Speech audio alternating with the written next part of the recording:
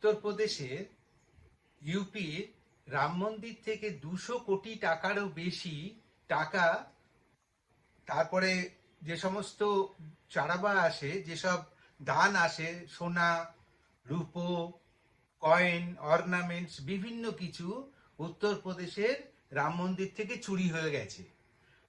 প্রচুর চুরি হয়েছে। তার পরিমাণ মোটামুটি বলেছে সিট বা অন্যান্য যারা এই চুরির সাথে হঠাৎ জানা গেছে, এই চুরির সাথে যারা আছে বা এই চুরি পরীক্ষা নিরীক্ষা করে দেখছে কতখানি চুরি হয়েছে, তারা বলেছে 200 কোটি, কিন্তু আসলে এই টাকাটা আরো বেশি টাকা হবে। আরো অনেক বেশি টাকা চুরি হয়েছে। অনেক গয়না গাঁঠি, ঠাকুরের সমস্ত জিনিসপত্র যারা দানে দিয়েছিল সেই সব বহু কিছু চুরি হয়ে গেছে।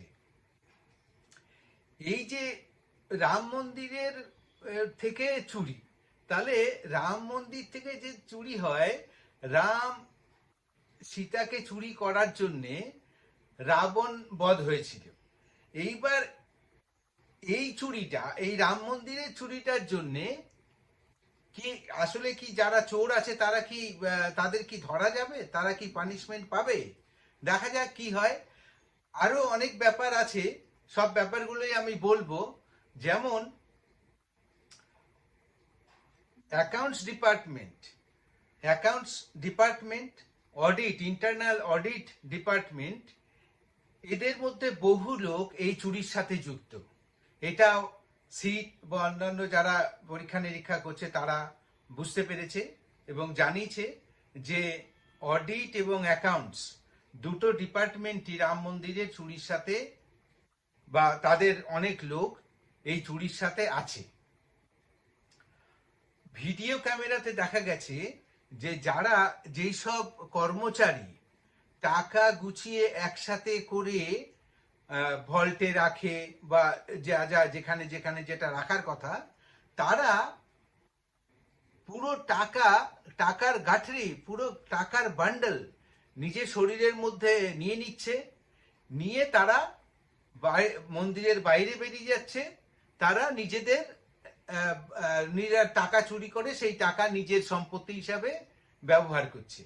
এইভাবে আরো কি কি চুরি করেছে সেটা তো এখনো জানা যায়নি, তবে টাকাটা চুরি করেছে সেটা কিন্তু ভিডিও ক্যামেরায় ধরা পড়েছে এবং কে করেছে সেটাও শনাক্ত করা গেছে।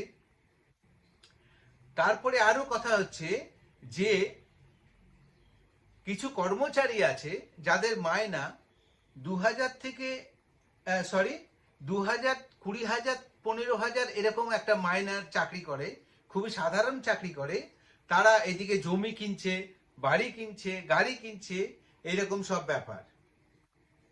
কিছু কর্মীর বাড়িতে খানা তল্লাশি করতে গিয়ে দেখা গেছে যে ওরা টাকা গরুর যে গোবর হয়, কাউডাং হয়, গোবরের ভেতরে টাকা লুকিয়ে রেখেছে, মন্দিরের জিনিসপত্র লুকিয়ে রেখেছে। সেখান থেকে গোবরের ভেতর থেকে সেই সমস্ত টাকা পয়সা উদ্ধার হয়েছে।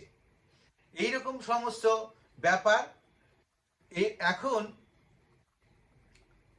এই যে চুরি, এই চুরির সাথে শ্রী রাম জন্মভূমি ট্রাস্ট বলে একটা পরিচালক সমিতি আছে, এই সমিতিও নাকি বা এই সমিতির লোকজনও নাকি এই চুরির সাথে যুক্ত।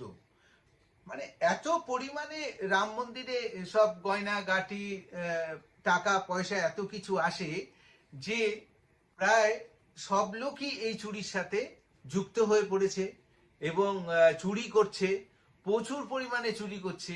যা আসছে তার প্রায় অর্ধেক চুরি করে ফেলছে। এরকম একটা অবস্থা তৈরি হয়েছে রাম মন্দিরে। এখন এইটা ধরা পড়ার পরে নতুন করে সিট তৈরি হয়েছে, 3 মেম্বারের সিট তৈরি হয়েছে। এই সিট বা এই 3 মেম্বারের যে ইনভেস্টিগেশন তারা চালাচ্ছে, কে কি চুরি করেছে, কোথায় কোথায় টাকা সরিয়ে রেখেছে, এই সমস্তগুলো দেখছে।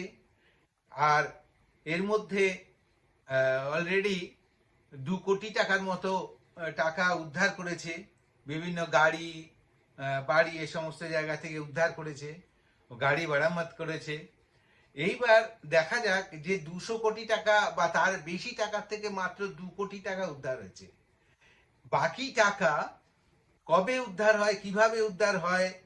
রাম মন্দির থেকেই যদি এইভাবে চুরি হতে থাকে, তাহলে আমাদের রাম রাজত্ব হবে কি করে? একবার ভাবুন যে যেই রাম আমাদের প্রথম পূজ্য, যে রাম রাজত্ব, যেখানে কোনো অন্যায় বলে কিছু থাকে না, ঠিক তার মন্দিরেই চুরি হচ্ছে। এটা বড় অদ্ভুত ব্যাপার। এটা কিন্তু মেনে নেওয়া যায় না কি রাম মন্দির থেকে চুরি হবে। নমস্কার।